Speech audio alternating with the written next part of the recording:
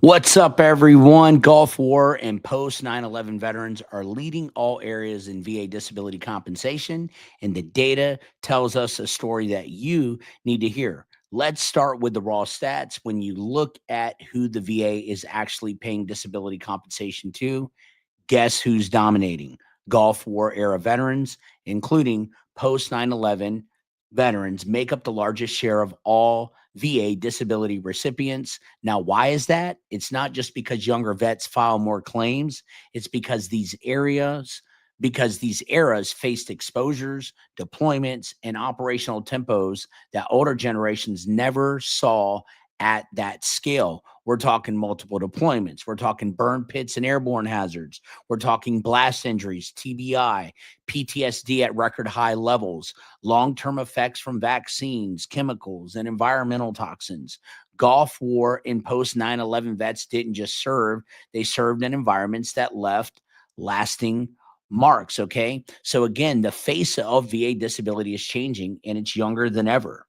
Okay. According to the VBA Annual Benefits Report, these veterans, right, Gulf War and post 9/11 veterans, hold the highest VA average ratings, the most service connected conditions, and the largest annual payouts of any era. Okay. So, in this live stream, I'm going to break down the latest VA disability statistics, what's driving the shift toward Gulf War era and post 9/11 veterans, and what this means for the future of VA disability benefits. Okay.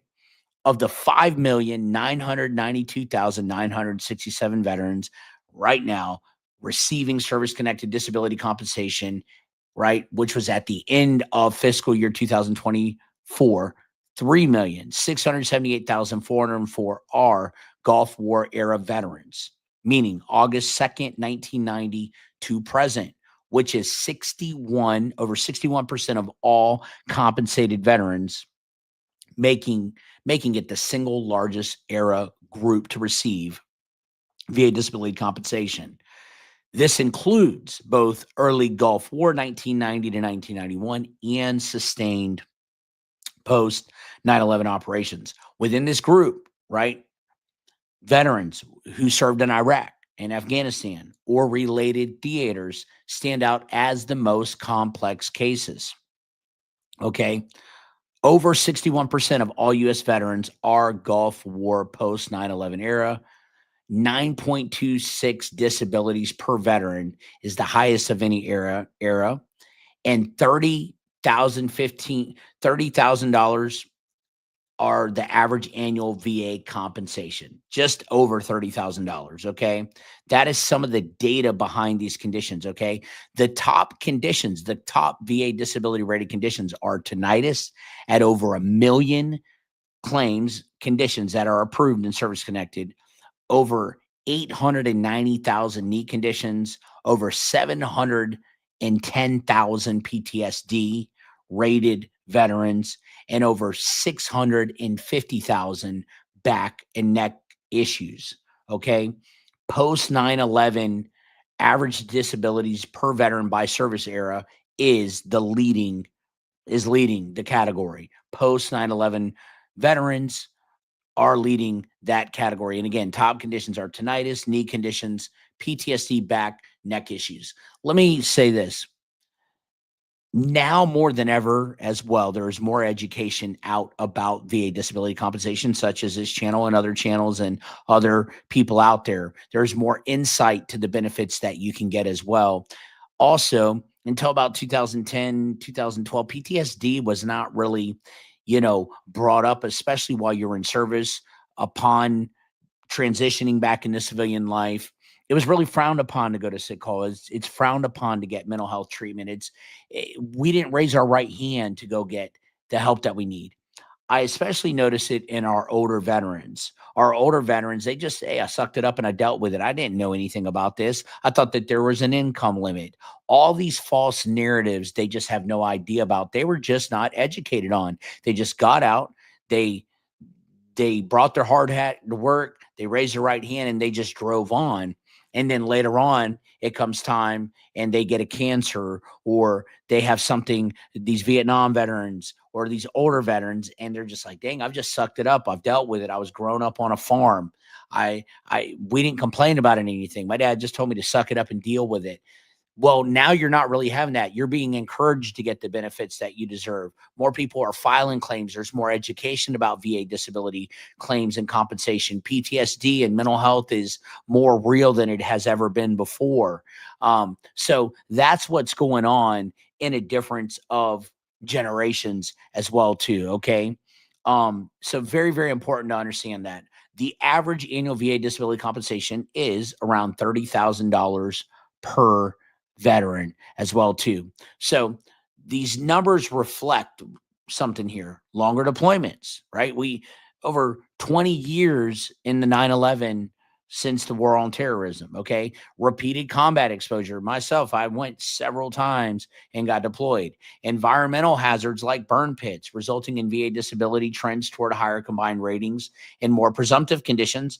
Also, Congress and the government rolled out and the VA did the PACT Act, in 2021, 22-ish time frame, the PACT Act, and it was easier to get presumptive conditions, updated PACT Act presumptive conditions list continued to grow, making it easier for people to receive VA disability compensation. It made headlines.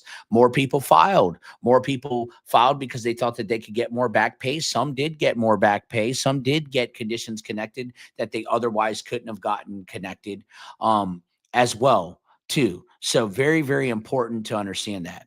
Again, the common disabilities for veterans, some of the top four, especially with the veterans of the global war on terrorism's top four, were tinnitus, our knee conditions, our PTSD, our back, neck, lumbosacral, cervical strain, etc.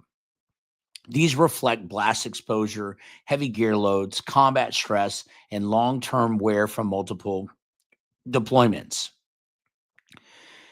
Many Gulf War veterans, many 9/11 veterans also qualify under the PACT Act for respiratory, cancer, and Gulf War illness presumptives as well too.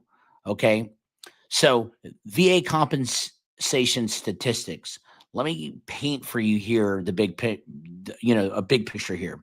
The total compensation paid is over $160 billion. Okay, that's paid out.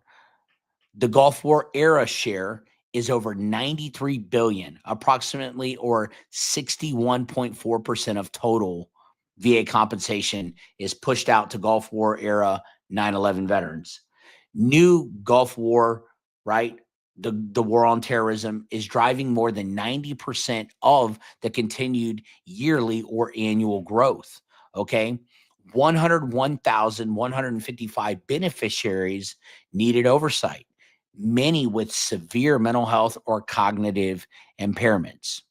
Okay. So, what I'm getting at is VA disability statistics no longer belong to Vietnam or Korean War veterans. It's the era of Gulf War and post 9/11 veterans right now, with 3.7 million Gulf War era recipients, over 1.5 million Gulf War on terrorism, or the global war on terrorism veterans, 9/11 veterans, and more than 9 conditions on average. The system is adapting to a new generation of complex claims, right? If you've served after 1990, your service is likely to have had lasting impacts, right? File now, right? The data proves that you are not alone, okay? Very, very important. Some other conditions that people are filing for: tinnitus, sleep apnea, PTSD, GERD, back and joint conditions, migraines, rhinitis, and sinusitis has become more prevalent with the presumptive conditions, especially being around toxic exposure environments or burn pits. Respiratory conditions tied to burn pits as well. In other words, these are not becoming rare medical issues anymore. They're the everyday injuries and illnesses that come from military life, especially Gulf War and post 9/11 veterans as well. So why does this matter? Because if you're a Gulf War post 9/11 veteran, the statistics say this: you're more likely than any previous generation to qualify for VA disability. You're more likely to have service-connected conditions you never filed for. You're more likely maybe you listening are underrated. Let that sink in.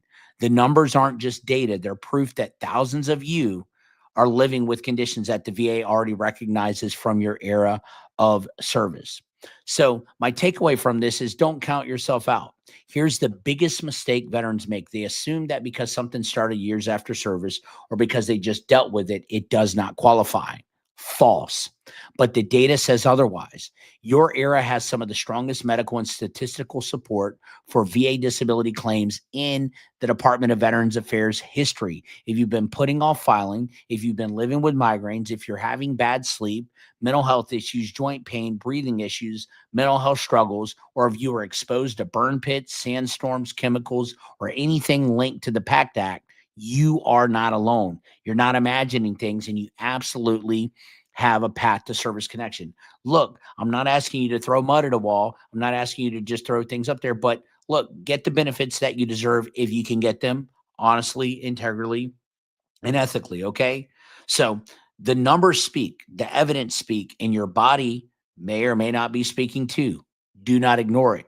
Don't downplay it, and don't let the VA's complexity stop you from getting what you earn. If you're Gulf War or post 9/11, you're leading the stats and you deserve the benefits that come with that reality as long as they are legitimate disabilities. Okay. Thanks for listening. Remember, never fight the VA alone. Fight informed. If you need help, reach out. We are here to put you in the best position to get the benefits that you deserve. Okay. Very, very, very important to understand that. I appreciate you guys for your service. I hope that last week's Veterans Day, that it was awesome. You guys are honored. I thank you. We are veterans serving veterans. We care about you. Keep and stay in the fight. Keep going and don't give up on the benefits that you deserve. That wraps it up today. Thank you for your time, for your service to our country. Until next time, I'm out. Peace.